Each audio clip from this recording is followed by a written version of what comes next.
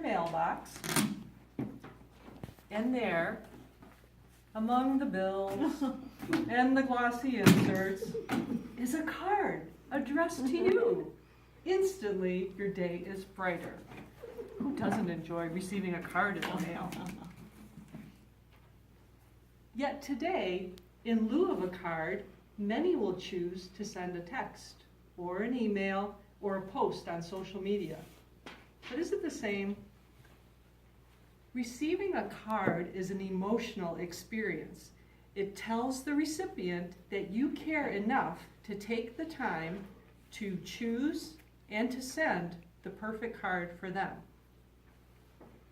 And since time is the most precious thing we have to give, by spending time selecting, writing, and sending a card, we're making others to feel valued and worthwhile.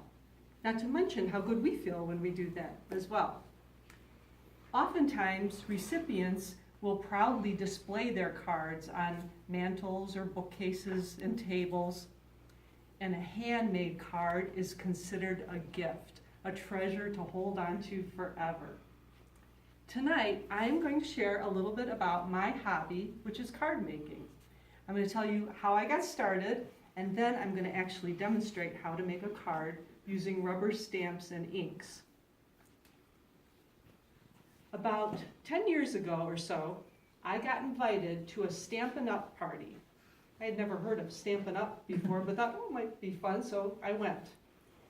Well, I watched in awe as this demonstrator began creating beautiful projects using rubber stamps and inks, like a cute little treat box.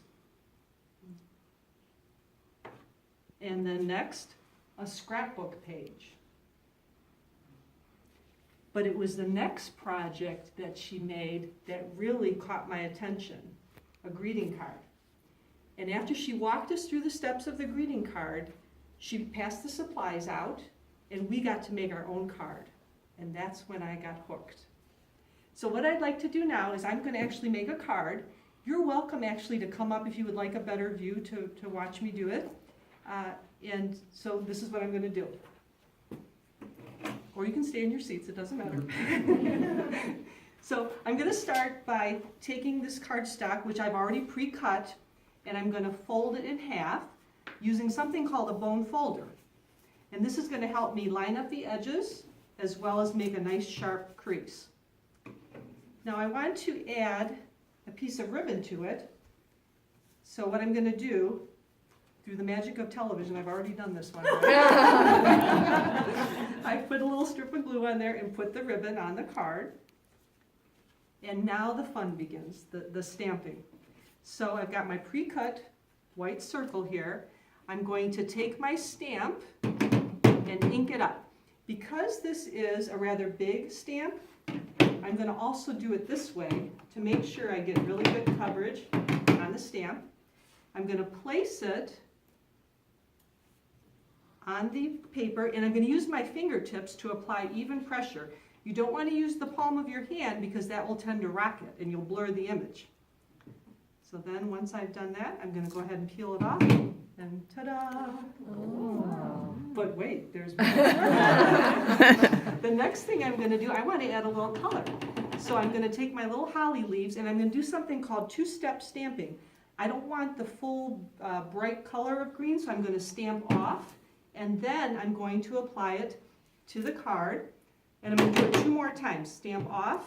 This is going to give me a lighter version of the ink, and 1 more time to the side here. Okay, and now I'll show you in just a moment. I know you're anxious to see what it looks like, but I'm going to do the same thing with another stamp right on top of that. This time I'm doing it full strength. So this is going to give a little bit of dimension.